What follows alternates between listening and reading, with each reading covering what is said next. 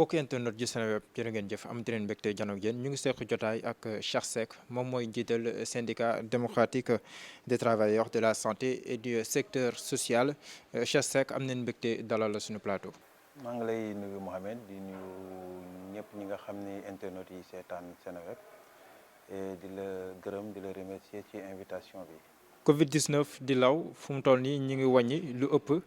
juróom-benn junni doomu aadama yoo xam ne ni am nañ ko ci Sénégal am na lu ëpp téeméeri doomu aadama yoo xam ne ni ñàkk nañ ci seen bakken ci jamono joo xam ne danoo yolomal ndogal yi ñu jëloon ngir xeex wàllum mbas mi fu mu toll nii yow en tant que koo xam ne nii da ngay yëngu ci wàllum syndicat waaye tam nekk koo xam ne da ngay yëngu ci wàllum wér-gu-yaram ak lu nu mel ban yan gët moom ngay sànni ci li ñuy dund jamono ji.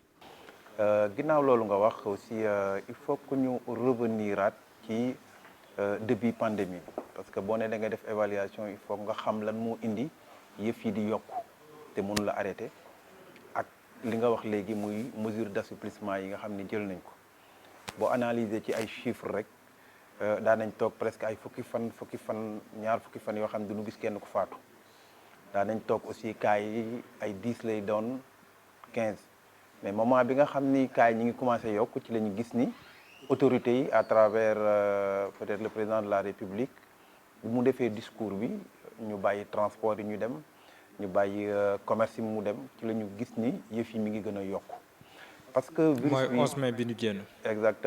exactement donc virus bi boo xoolee sax ci boppam nombre de morts yi période boobu defe naa ay 19 yooyu la woon eggul woon 20 diggante boobu ak léegi defe naa ni egg nañ fi 100 et quelques morts donc entre peut-être boobu ak fii bu demee ba ay 108 morts ça veut dire que ni taux de mortalité bi sax fi mu toll nii peut-être boo xoolee par jour rek li fi faatu rek dina nekk ay ñetti nit wala lu dem loolu ça veut dire que situation bi ngeen gën a aggravé wu parce que li ngay jàngat moo di virus bi ci boppam du bokkul ak yeneen maladies yi c'est-à-dire bu dee par exemple tuberculose basi bi mën na nekk ci air bi di flotter bu dee méningite par exemple nit ki méningite mën na jógee ba Nigéria ñëw Sénégal parce que poussière beeg vent bi mën na ko indi mais bu dee virus Covid bi c'est par des microgouttelettes de salive ou bien loo xam ne ci muqueuse lay jógee ça veut dire il faut que nit ki wax mën a génn loolu mu mën a jëm ça veut dire que ni virus bi ci boppam du transporter boppam donc virus bi nit ki moo koy transporter. Exemple yi ñu mën a joxe mooy bi ñuy doog a départ pratiquement cas yi ni njëkk a gis ci entre région de Dakar jëm kii la jëm Diourbel Touba plus précisément mais nous nous sommes rendu compte que pratiquement ñu jël état d'urgence bi ñu jëlee état d'urgence jël couvre-feu ku nekk constaté woon na ni am na benn histoire bu fi amoon même au niveau de la région de Thiès où on avait parlé qu'on avait délivré 300 laissez-passer premier cas bi am Louga bu ngeen ko jàngatee nit la koo xam ne c'est en plein couvre-feu et en plein état d'urgence ci la ñëw fii Dakar commerçant la delluwaat yóbbu ko fa boo xoolee premier cas wu Fatick c'est la même chose nit la koo xam ni daf cas importé la bu mu jógee feneen ñëw indi ko fa et période boobu ñu ngi ci couvre-feu ñu ngi ci état d'urgence soo demee Matam aussi toog nañ pratiquement ay mois Matam amul nit ku jóge fii la jaar Louga dem Sédhiou le premier cas aussi ku jóge Louga la jaar fii Dakar dem ba foofu c'est-à-dire jàngat boobu boo ko ci amee rek war nga xam comment interrompre la chaîne dellu siwaat ci lenn loo xam ne aussi ñun li ñu jàng ci santé publique parce que bu ñuy def approche dès le début on a dit que bu épidémie éclaté wu li ngay njëkk a def c'est comme excusez-moi feu de brousse bu déclaré wu li ngay créer même sapeur yi bu ñuy ñëw di fay lakk dañuy créer lu ñuy wax pare-feu ça veut dire boo créé wul pare-feu bu yëf yi dajaloo même boo éteindre benn partie feu beneen partie mën na déclencher wu c'est là où on a faussé dès le départ on a beaucoup plus pensé à aller avoir ñaata malade la ñuy am parce que ci communication bi dès le départ lan la doon wax ñaata lii ñoo am au service des maladies infectieuses de Fann parce que boobu peut-être xalaatuñu woon mu déborder parce que c'est une maladie infectieuse donc c'est à l'hôpital de Fann lan la ñuy def dañuy dem aéroport parce que malade bi ñëw fièvre bi mooy alerté pour bon thermoflash j'ai dit néew ma baaxul mais ñaata nit ñoo jaar au niveau de l'aéroport ñu thermoflashé leen et malgré ça ils ont développé la maladie et pourtant ça a coûté excessivement cher ñetteel bi moo di bi ñu ñëwee yëf yi dugg dès le départ am mbirum xaalis bu ci dugg c'est-à-dire on a parlé de milliards milliards yooyu li ñu njëkk a xool mooy ñan ñoo war a impacté wu waxuma ñan ñoo impacté wu parce que on a voulu anticiper peut-être ce n'est pas une mauvaise chose et la manière dont on a anticipé peut-être dans notre secteur comme dans d'autres secteurs on a mis en exergue les milliards et les milliards là avaient poussé des personnes à penser peut-être ñu def ko ma dem ci fànn bi jëm ci mbirum ceeb bi ñuy joxe ak diw bi moment boobu ñu koy wax les gens n'avaient pas defuñu approche boobu ma lay wax c'est-à-dire que interrompre la chaîne créer des pare-feux. mais jamono jooju daf fekkoon ñu naan nit ñi toog leen seen kër ñu waroo leen jox lu ñu dundee tamit seen biir kër loolu motivé woon choix boobu. non je ne dis pas le choix moom laa bëgg a ñëw c'est-à-dire dama ne approche bi c'est-à-dire néew ma bu kenn jox kenn mu dund néew ma bu ko nekk jox kenn ceeb néew ma aussi parce que nit ku toog yoru amul dépense xam nga te war a dundal njabootam il faut que mu dund waxuma loolu. dama ni tey jii par exemple bu ñu toogee ci approche ñu ne c'est-à-dire il fallait que ñu mën a def benn affaire boo xam ni du durer c'est-à-dire am loo xam ne bu ñu ko defoon épidémie bi du durer c'est-à-dire boo ñëwee ci benn kër par exemple. voilà concrètement lan la ñu waroon def. moom laa bëgg wax par exemple ceeb boobu ñuy joxe c'est-à-dire du ñëpp ñoo xiifandoo du ñëpp moo marandoo et pour pas donner par exemple mën nga ñu def approche par exemple moment yi cas yi doon éclaté wu nga ñëw ci benn zone nga ni kër gi am na ku fi am corona. nga bëgg a mettre ñëpp en quarantaine nga jël kër googu yëpp ni leen bu leen génn maa leen di jox seen dépense seen añ maa leen di jox seen reer maa leen fay seen courant même su fekkee ni affaire scolarité wala yeneen charge la maa koy jël tu es sûr que les personnes là ne vont pas sortir donc foofu da ngay interrompre chaîne bi xam nga en même temps approche communautaire bi ñu waroon wax dañ ko yéex a def parce que il a fallu que des cas éclatent à Yoff parce que c'est dans les districts mais les premières réunions on a voulu faire une affaire hospitalière. Or épidémie du affaire hôpital nga baal ma ci wax ji parce que c'est les cas graves qu'on amène à l'hôpital or cas grave c'est la référence. fu mu toll nii fi ñuy waxee ñu ngi ci 27 cas graves. moom laa la bëgg a wax c'est-à-dire mënoon nañ fa bañ a egg parce que xam nga li amoon solo moo di nga ni nit ki na bañ a feebar. mais pourtant docteur say mbokk ay fajkat am na ci ay kàddu yu ci jib ñu ne nañ bàyyi virus bi circuler nañ bàyyi nit ñi dem parce que voilà loolu tamit. c'est extrêmement dangereux xam tax may wax la parce que man. J'ai eu la chance de faire la santé publique et d'exercer parce que mon premier poste Tamba la woon man bi mu ko waxee moi j'ai eu à réagir que dawal yow du dire pourquoi c'est dangereux xam nga dañ ni maladie bi immunité xam nga nu koy développer vaccin même sax xam nga virus bi la ñuy jël wala microbe bi la ñuy néewal ko doole duñ ko rey sax dañ koy néewal doole pour que yaram bi xàmmee parce que le système immunitaire noonu lay développé woo xam nga mais à supposer exemple bi mu wax ñu appliquer ko ça veut dire que. mais dafa mel ni par la suite moom leen déglu damay bañ ñu ñëwaat si trop dafa mel ni léegi li ñuy dund tey ji jamono ji moom mooy nit yi ñu ngi circuler couvre-feu bi yóbbu nañ ko ba 23h jëm 6h du matin jëm 5h du matin mu mel ni kon moom lañ mujjee déglu te fu mu doon loolu la ñuy déglu waaw kon fu mu doon li ñuy dund au Sénégal c'est dangereux. baal ma wax la li tax c'est dangereux xam nga dama la 15 millions d'habitants la ñu am temps yi muy wax loolu taux de létalité bi 1% la taux de létalité mooy. ñi siy faatu ci par rapport ak population bi xam nga bi nga xam ne moom la mbir bi daal à supposer que loolu ñu wax ñu bëgg immuniser 15 millions de Sénégalais moment boobu ça veut dire que bu ñu nee 100 personnes benn nit moo ci faatu ça veut dire que pour 15 millions ñaata nit ñoo ci war a faatu 150 000 personnes à supposer que schéma boobu ñu wax ñu teg ko laa la wax de te loolu mooy hypothèse bi gën a basse parce que plus parce que temps yooyu xam nga taux de létalité bi 1 la léegi fan lañ toll ñaata ñooy faatu. mi ngi gën a yokk. exactement benn ñaareel bi aussi maladie boobu muy wax du maladie boo xam ni on est sûr à 100% que bu la dalee dootu la dalaat da ngay acquérir ñaari cas exemple am na fi le cas du malade de Pire. gis na fi ay rechute waaw. di nga xam ni fii lañ ko hospitalisé woon maladie infectieuse mu wér mu dellu rechute dafa mujj a faatu Ziguinchor am na fa ça veut dire que hypothèse am boobu baaxul en même temps aussi c'est quelqu'un qui était dans la santé publique qui a géré le programme du PALU. programme PALU nan la nga ko def c'est parce que tout simplement approche bi ñu defoon c'est pas de laisser les personnes développer pourquoi on n'a pas parlé de ça am na yeneen maladies yoo xam ne on n'est pas sûr or virus buy doog a génn dafay am lu ñuy wax ay mutations yu muy def. Président Macky Sall donc il a été mal inspiré d'assouplir les mesures. non mais mesures yooyu assouplissement bi je ne pense pas que c'est lié au fait que quelqu'un a dit laisser le virus circuler. mais amoon na tamit yeneen considération économique. yeneen facteur la. ñaar la je l'ai dit toujours et je l'ai toujours dénoncé c'est des lobbies peut-être religieux c'est des lobbies aussi économiques. C'est quoi toog nañu bon nit ñi ñi ngi jaay seen commerce yi doxatul ñu ne il faut que ñu activité économique bi ubbi mais dama ne tey activité économique bu ubbee nit ku nekk loo am alal nga fekk nga tal ko ça veut dire que tey boo gañe woon ay milliards tey jii boo feebaroon te milliards yooyu du la mënal dara alors que lay faj ça ne coûte même pas 100 francs ou. pourtant altine bii ñu weesu rek dalal naa fi médecin chef bu Dakar mu wax ne situation bi nga ko jàngatee xel mën na dal ndax yow même gis-gis bi nga am va-t-on vers une catastrophe au rythme actuel wala ndax xel mën na. c'est normal que moom mu waxee noonu parce que leur rôle c'est de rassurer la population ils ne peuvent pas dire autre chose suñu waxaatee leneen rek ça va être autre chose même bu ko xamee moom wala mu sentir ko du ko wax mais aujourd'hui la situation risque d'être extrêmement grave loolu lu ma wër te wóor la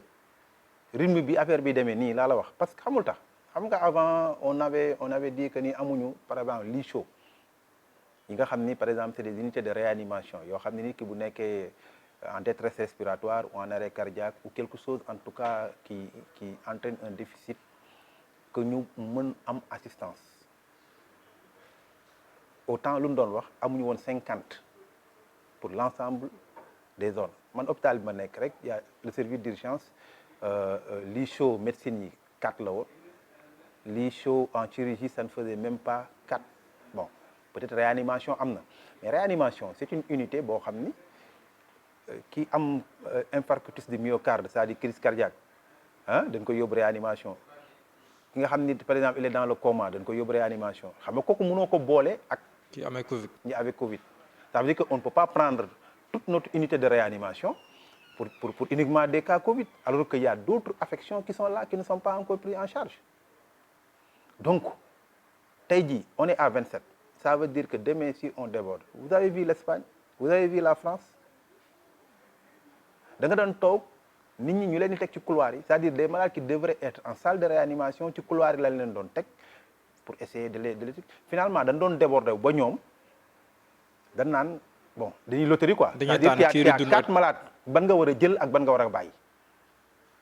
mais Sénégal tollagul foofu. non dëgg la xam nga nit xam nga ñun mosuñu yaakaar ne dañ am sax 5 cas parce que ñu ngi doon wax comme Ebola mos na fi ñëw benn cas la ñu amoon ñun dañ doon wax naan benn cas moo fi am après jeex na. tey jii bu ñu demee bay nekk situation bi c'est parce que tout simplement dañu xaw a oyofal ni ma ko mën a waxee mbir mi te oyofal plus que muy dem plus que cas yi di gën a aggravé li gën a grave mooy ñi nekk ci kër yi di faju tey jii. waaw parce que am na ñoom seen kër la leen topp. mënatul leen yóbbu parce que ñaata malades ñoo nekk actuellement parce que on a 2000 malades sous traitement si on l'a pas dépassé. or xoolal capacité de lit hôpital bi la fi gën a ngand capacité de lit am global laa la wax de 450 lits lay doon bi fi gën a ngand lii global boo xam ni chirurgie générale mi ngi fi orthopédie mi ngi fa pédiatrie mi ngi fa neuro mi ngi fa rhumato mi ngi fa c'est-à-dire service yëpp boo leen boolee seen lal yu ñu am yëpp hôpital bi fi gën a ngand amul 450 lits or il y a 2000 malades uniquement pour le Covid. kon yow ñi ni topp seen kër loolu dalu saxal. non du choix c'est-à-dire dañoo amatul fu leen dugal moo tax ñu ne leen nañ toog seen kër tay bu ñu amoon lal bu leen teg demoon nañ fi jël nañ fi ay hôtel yóbbu leen ci hôtel yi parce que. pour di leen ñu seen 40. mënatuñ ko amatuñ fu ñu ko yóbbu maintenant c'est une autre approche parce que le malade bi ngay surveiller dans un hôpital wala dans un environnement fermé est différent du malade bi toog këram. xam nga nit parce que nit ku nekk day nëbbatu mën naa am feebar bi nekk sama biir kër du ma ko wax samay mbokk ne yëg ni sama yaram neexul parce que sénégalais moo dem loolu damay ñëw di la seet si kat moo fa nekk pour def barrière pour ñu bañ ko seet si xam nga amul ñaareel bi da ngay saafonte da ngay nekk damay yor doom yor suma waa kër aussi ñu may ñëw di seet si par saa yi nga wàcc sa doom ñëw gàttandul ak affaire dama noonu est-ce que mën nañ arrêter loolu ça veut dire que y aura beneen approche bu ñu war a def sur les traitements des cas communautaires. voilà léegi fa laa doon ñëw sax jamono jii nii lan lañ war a def danoo war a dëgëralaat ndogal yi ngir xeex Covid bi wala lan lañ war a def pour kawteef bi nga xam te ni bu ñu moytul si leen jëm ñu jëm ko wattandiku. non amul chercher de midi à 14h gis nga tànk ñaar moo ci xam nga pareen saa yi ñu nekk dans situation d'une personne boo xam ni dafa am plaie par exemple tànk bi gangrénisé wu xam nga ni kooku soxla na tànkam c'est difficile ngay xool nit ni ko damay dagg sa tànk mais daf lay wóor ni boo daggul tànk bi bu dee tumeur maligne la dafay métastasé wu te bu métastasé wu bu yéegee ci kaw mën na egg te da koy rey ñaari choix moo fi am soit nit kooku faatu wala nga dagg tànk bi boo paree nga utal ko beneen tànk appareil poosel ko muy dox man dama ne la man je parle en tant que agent de la santé pour man su ma amoon décision bu may jël décision radicale la ñu war a jël fi mu toll nii parce que bu ñu ko deful dinañ toll foo xam ni moment bi ñu koy jël dina difficile trop te dina metti trop. concrètement lan mooy décision radicale pour ñu ni seetaan ñu mën a xam lii nga bëgg a wax. peut-être radical sax c'est trop fort orthodoxe. une forte décision na nga ko waaw. c'est quoi relâchement moo am relâchement c'est quoi xam nga dama la wax sànq ne le virus bi ci boppam du transporter boppam nit ñi ñoo koy transporter aujourd'hui c'est quoi qu'est-ce qu'on doit faire les rassemblements fi ñuy amee fan la c'est dans les marchés yi chaque jour ñu ngi ci plage yi boo yaa ngi ci chaque jour ñu ngi foofu mais il faudra que yooyu ñu agir que ça soit le transport que ça soit le truc su fekkee ni la police et la gendarmerie ne suffit pas mais on n'a qu'à sortir l'armée. kon dem ak dëkk bi nag si diggante diwaan ni rek dama. foofu parce que du yem rek ci empêcher nit parce que nit ku nekk aussi dafa am loo xam ni dafay am période parce que xamul tax man Sénégal mosuñu fi def confinement est-ce que xam nga loolu. mosu fee am c'est vrai même lu ñu tuddee woon confinement nekk woon confinement parce que nit ñi ñu ngi doon jéem. pourquoi tey jii boo demee Inde ñu nekk 1 milliard de personnes ñu def confinement sur l'ensemble du territoire national kenn waxul nga dem Nigéria dëkk bu mel ni Kano nga xam ne c'est un pays musulman en plein Ramadan ñu arrêté lépp def confinement nit ñi kenn waxul parce que dafa am lu ñu bëggoon. yow confinement total moom ngay digle. non mën na bañ a nekk sax confinement total damay bëgg exemple rek ni Sénégal déjà dañ ni leen rek na nit ñi wàññi kii rek yëf yi commencé état bi bëgg a reculer. justement bu ñu demee ci confinement ndax du ñu am sax lu raw Covid parce que gis nañ ne que balaa ñuy wax dem ak dëkk ci diggante diwaan yi mën na nekkam déet am na ay yëngu-yëngu yu amoon Touba yu amoon feneen ak feneen Thiès Tamba ba tax sax ci ëllëg si leen yolomal ndax tamit bu nu dëgëralewaatee mbir yi nag du jur loo xam ne ni sax moo gën a garaaw corona. bon moo tax man la xam nga est-ce que l'État c'est une question que nous nous posons dama la am na pays yoo xam ne def nañ ko les gens l'ont suivi et l'ont respecté pourquoi parce que tout simplement nit ay booy dem nañu à Touba taal nañu ay pono wala def nañ où est l'autorité de l'État. kon l'État ne devait pas reculer. non man gëmuma ko loolu c'est pas pour c'est-à-dire pression boobu ñun mën nañ ko def parce que tey jii ñen leen exposé ñu nekk sur le terrain actuellement que ça soit suñu hôpital ou partout on a des cas surtout suñu urgence B. vous avez combien de cas le personnel soignant quoi. bëgguma ko wax de façon chiffrée mais am nañ ay cas boo demee urgence lan moo tax urgence gars yi di tomber malade parce que urgence malade bu ñëw la mu ñëw crise ak coma est-ce que le temps que ngay terminer beneen malade ñu woo la nit ñëw gaare teg malade sa wet est-ce que am nga fa temps di nettoyer ak di raxasu wala ngay sol ay masque ñu ci bëri noonu lañu contracté maladie bi boo demee même en Europe en France partout c'était comme ça ñu tombé malade c'est pas parce que solu ñu woon ay masque c'est pas parce que amuñu woon ay visière c'est pas parce que solu ñu woon ay tenue mais c'est parce que face au débordement les gens ne prennent plus de précautions c'est comme en matière de guerre une médecine de guerre booy dem gars yi du ñu opérer ci salle. te fajkat moom bu gisee ku mu war a sauver rek bu koy sauver moom day fàtte boppam. day fàtte boppam moo tax gars yu bëri seen feebar bi dal leen donc si on veut régler mën nañ ko def maintenant ci approche bi ñuy def ci biir kër yi par exemple ñi nga xam ne feebar nañ ci biir kër yi c'est-à-dire il faut l'implication des collectivités territoriales ci xeex bi c'est l'approche communautaire dès le début man moom laa wax moo ko mën a régler implication. gis nga am na approche yoo xam ne gars yi def nañ ko ci yenn zone am na zone yoo xam ne par exemple gars yi doon dawal moto Jakarta xam nga am na benn jour maa ngi gis benn gouverneur mu arrêté ay nit yoroon seen i moto Jakarta taxé leen 12 000 francs